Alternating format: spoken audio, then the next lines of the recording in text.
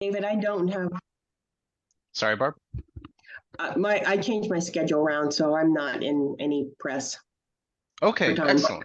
Yeah, thanks for that. Matt, do you want to maybe start with then some updates from the update before we go into the presentation? Yeah, we'll just follow the same MO, and then I guess the question I have is, should we have you, Barb, talk before Maura or after?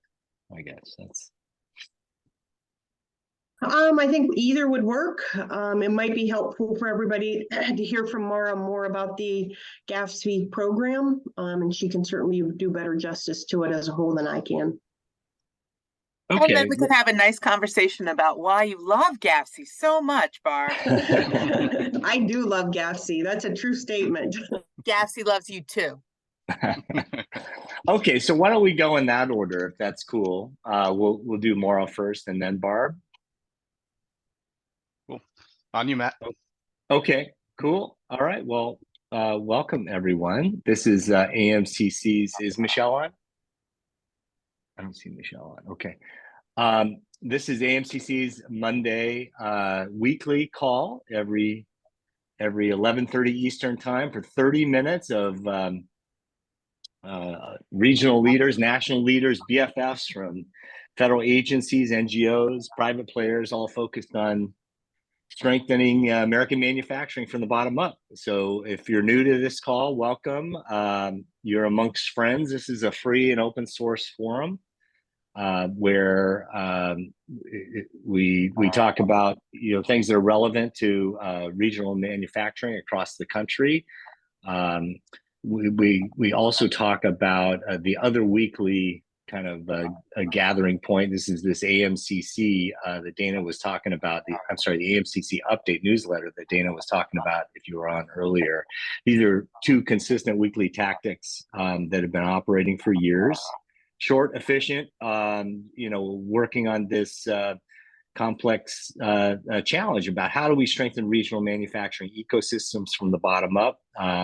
And we're really building a science around that so that our interventions have more predictive outcomes. On these Monday calls, they come in two general flavors. One is those that have presentations like today, another round robin calls that we have. Like David said, I like to highlight things from the weekly newsletter at the outset where we can, because it's packed with a whole bunch of really important information that should be relevant to most of the stakeholders on this call, just to be aware of at a minimum, but also to kind of utilize some of your precious time to connect with other regionally relevant and subject matter relevant initiatives happening, so that we can increase the collective impact of what we're trying to do. The first thing that we had in this week's update, I won't talk too much about it, but is around the SBA Growth Accelerator Fund program. So we're going to hear from Maura Shenker from SBA. And then one of the awardee winners, Barb Ewan from Youngstown, Ohio, about that in a little bit. But that's one of the things that we have in the update. Another is the Department of Energy, our BFS, the Department of Energy. They have a LEAP program. So it's another one of these bottom-up initiatives to try to strengthen the DEI in these kinds of regional initiatives. So they have a very cool map that you can check out. Big fan of the map. So you can quickly assess your regional relevance there. As we know from our work in AMCC, there's kind of 6 big categories, what we call the big 6 of thriving regional manufacturing communities. One we talk a lot about, and rightly so, is workforce and training. Another, of course, they all overlap with one another. Another is on infrastructure and site development. And so our BFFs from the Department of Energy have a lot to say about that in terms of interventions that can help our regional leaders provide, smarter, cleaner energy to to our manufacturing ecosystem. So there's some cool initiatives from DOE in there, to include a White House supply chain resilience tidbit. David can drop in the fact sheet from the White House into the chat there.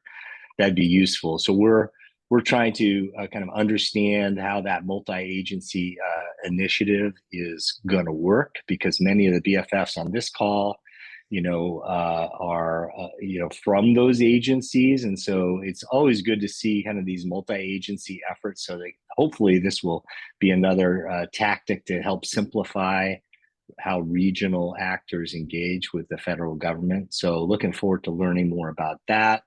Of course, we have our AMCC podcast, Manufacturing an American Century, and on that now, it just got posted from our AMCC California roadshow earlier this year.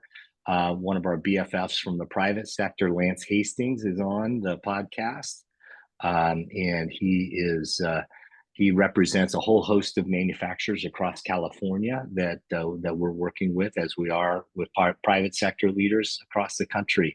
So it's a really good podcast to get your take on kind of how manufacturers are thinking about AMCC and how we can bring in more of our private sector partners into what we're trying to accomplish for the American project.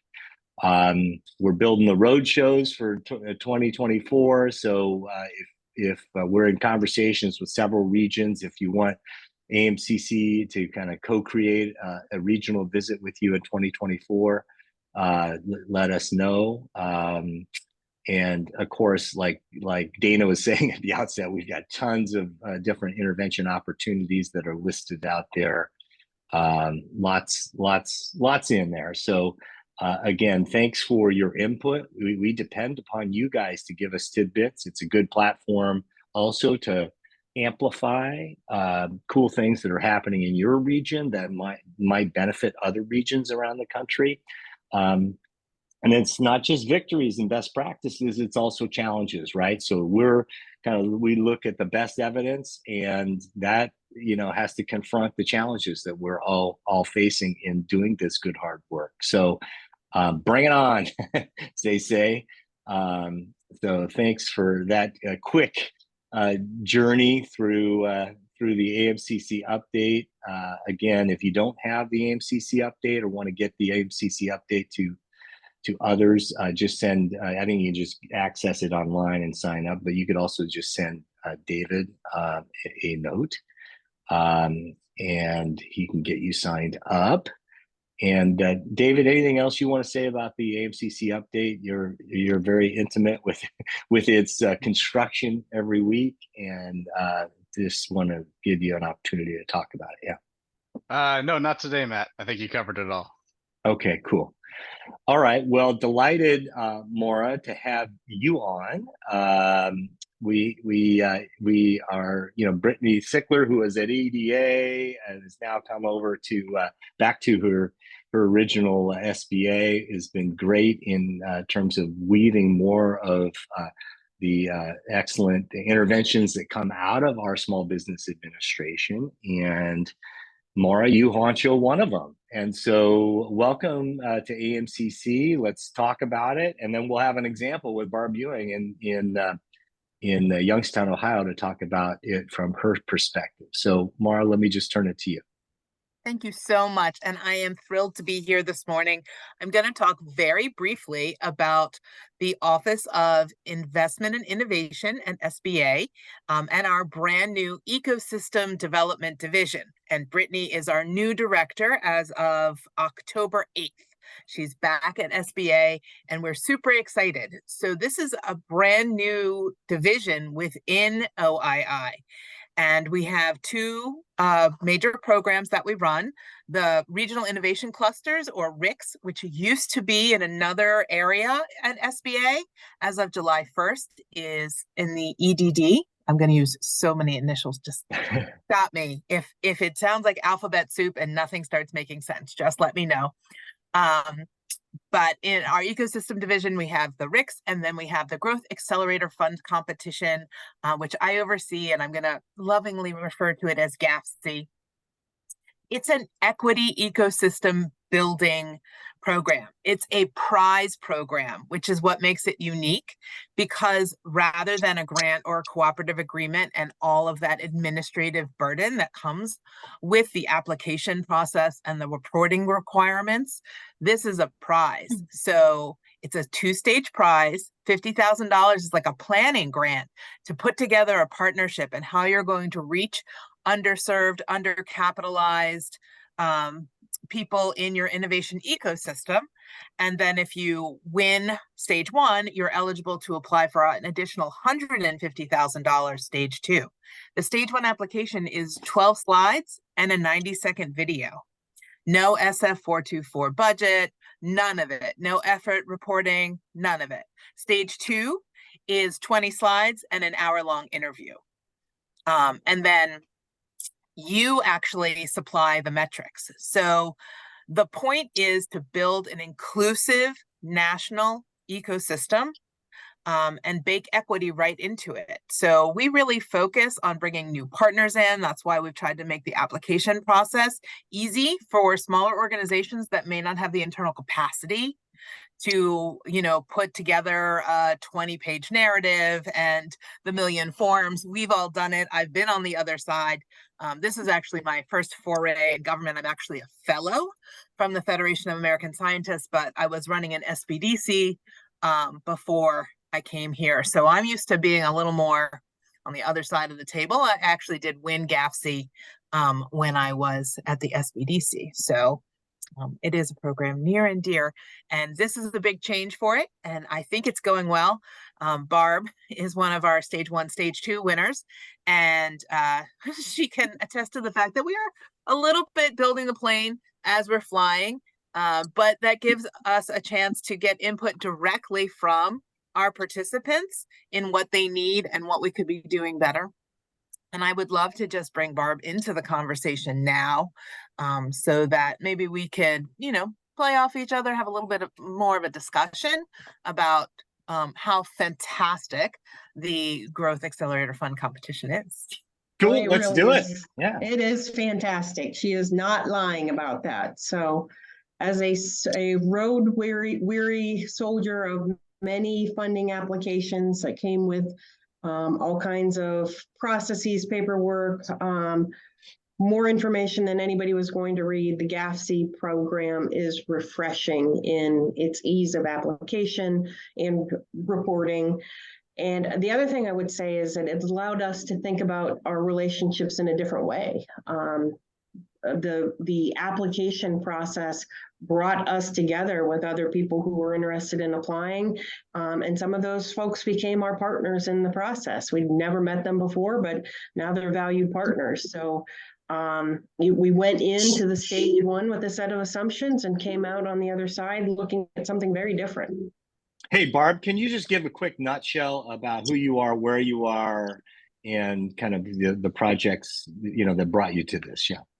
So we're the Youngstown Business Incubator. We are located in the corridor halfway between Cleveland and Pittsburgh, and we are physically located in Appalachia. The eastern corridor of Ohio is Appalachia.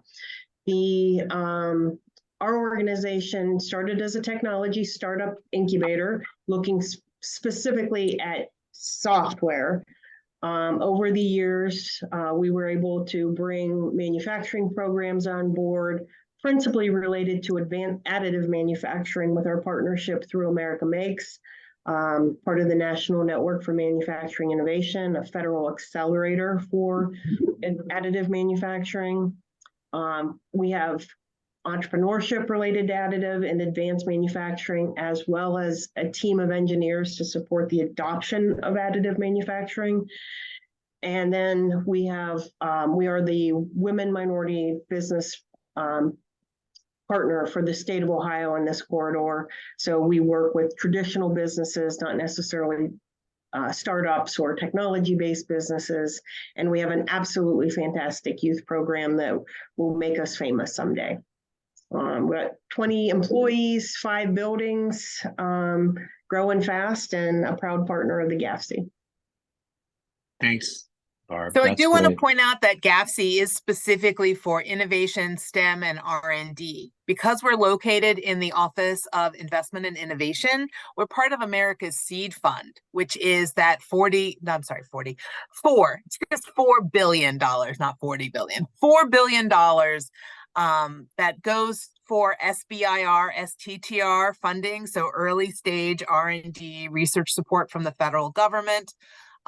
One of our responsibilities is helping people understand that SBIR and STTR are actually programs that exist.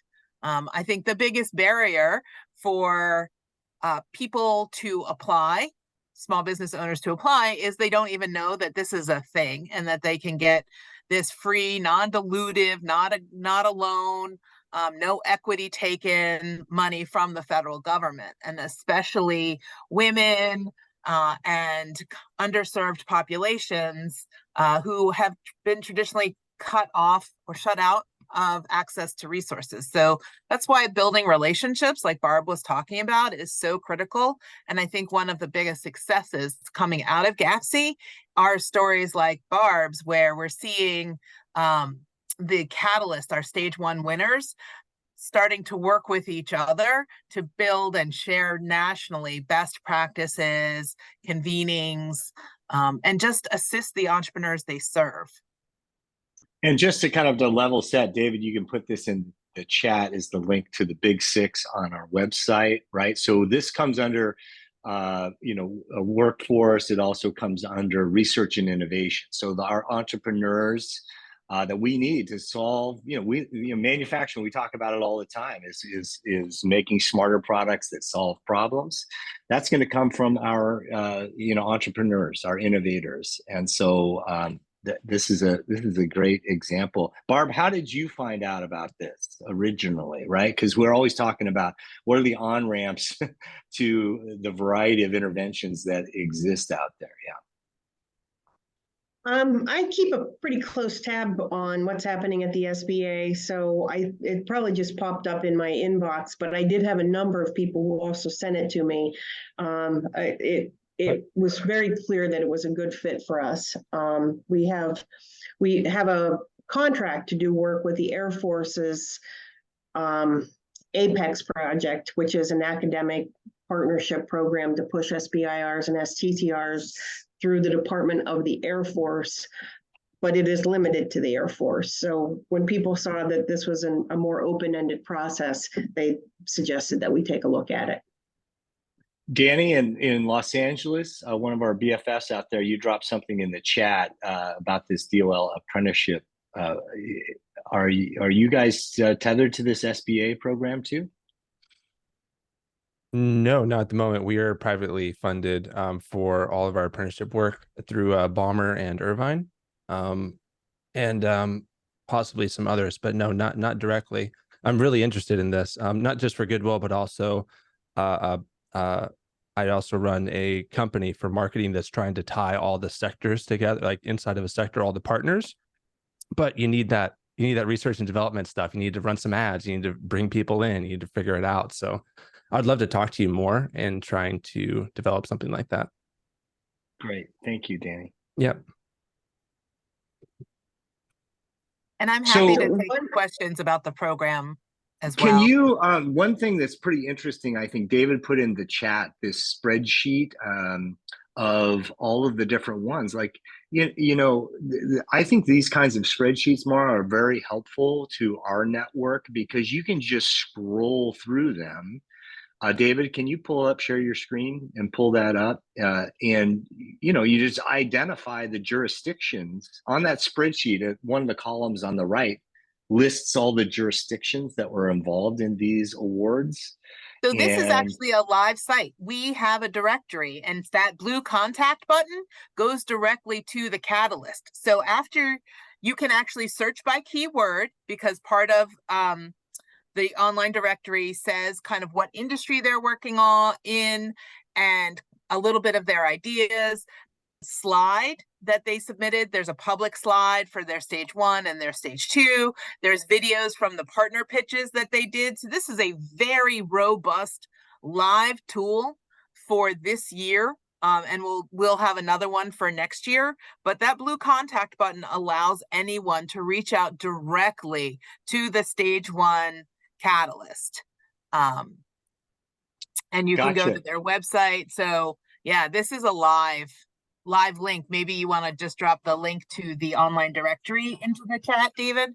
I mean, having it as a spreadsheet is great to share now, but it's very interactive. Interesting. And I was going to suggest that you share that, but also, Maura, the monthly calls with the SBA, the Innovation Ecosystem call. It's the that is open to ESO call. everybody as well. It's the last Thursday of the month, except we don't do it in November as that because that's Thanksgiving. So it's actually this coming Thursday. It is a half an hour, 2 o'clock on Thursday. So it's this Thursday, and I can drop a link in the chat in a second because I can't talk and go find the link at the same time. My brain does not work like that. But we always have updates about anything, including any solicitations that will be opening. So the GAFC solicitation for FY24 will be opening soon. So if you're interested, we'll have some information about that. There'll be another RIC solicitation. The new FAST awardees are announced. So, and then just all the ESOs are also invited to share any upcoming programs they have. So it's also a platform for people to share what their organization is doing at the same time. Sometimes we have guest speakers too. Sorry, what's the cadence of those meetings, Maura? It's 30 minutes. It usually just starts with, it's 4 ESOs and it's from OII. So it's not just all of SBA. It is the Office of Investment and Innovation. It is really ecosystem focused on those ESOs supporting STEM, R&D, tech entrepreneurs. But yeah, anyone is welcome. It is just an open free call, and you can sign up for the whole series. It's Zoom, and then we send out all the information. So we send out everything. It's our best communication tool, I think. And it's also interactive because anybody can volunteer to speak up and share. Cool. Danny? Yeah, I was wondering, Maura, what's some of, I don't know if it gets too much in the weeds here, but what are some of the, what can you do with the money exactly? Can you give it to help people train in it? Is it purely research and development to put something together? It's not at all research and development. You cannot use it for direct investment. The money has to stay with the ESO and cannot be given to the small business. So you can't you can run a pitch competition, but somebody else better give you the money as prizes. But you could pay for the advertising, you could rent the space. It is really for operational expenses. We understand that most grant funded ESOs have to account for every minute of their time against their current grants, which leaves very little ability to go out and plan. This is like buying you time.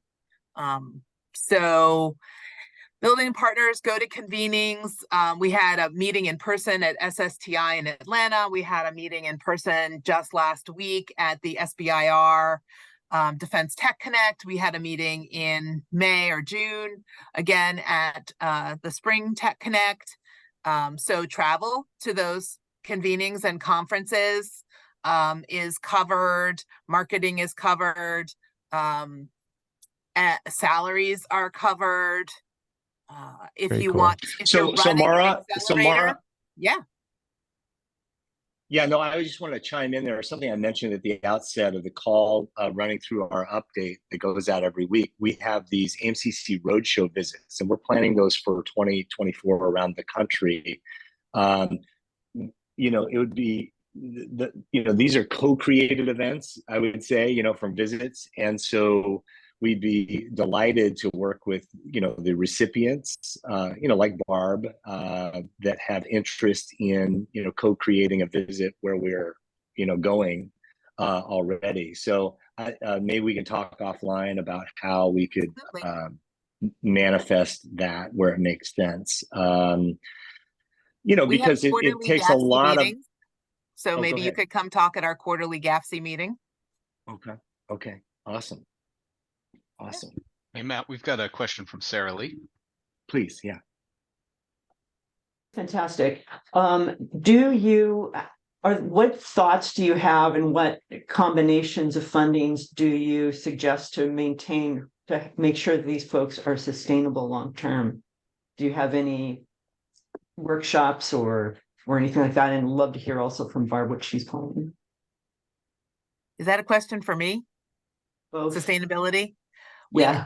We ask about that. You know, that's the problem with these one-off, one-year grants. You can apply again, but one of the things we ask is how would you sustain this? And hopefully it comes out of that partnership, or you can pilot something which then you can shop to a foundation or your university or your municipality for other funding. So something that, you know, you could potentially grow and keep going. If you had proof of concept, you can use GAFC for proof of concept. We like that. We don't want to fund what you're already doing. The things that we're already doing are not necessarily getting us where we want to go. We could be a moonshot a little bit. I mean, it's just $200,000, but you know, like, this is an opportunity to experiment. If you've had that idea in your head, but you're like, I'm never going to be able to pull this off. I've got no time. I've got no funding. GAFC is that. Cool. And we are looking at this as an opportunity to grow capacity and to build new relationships with new partners that will open other doors for both state and federal funding. So for instance, one of our partners is the Innovation Network from Kentucky. And we had a very brief conversation last week, but are looking at the possibility of going after some Appalachian Regional Commission funding together to do some type of work. We can do that on our own, but it would make sense to build upon this relationship and take it to the next step. So we always know going into these things that some things may not be sustainable, that they're going to fall off the plate. Our existing Appalachian Regional Commission grant has a program that just hasn't played out the way that we thought that it would. And it is, at this time, probably not sustainable. But other things that we're doing will continue because the partnerships have evolved and, you know, pockets of money have come available. There's never an easy solution for sustainability.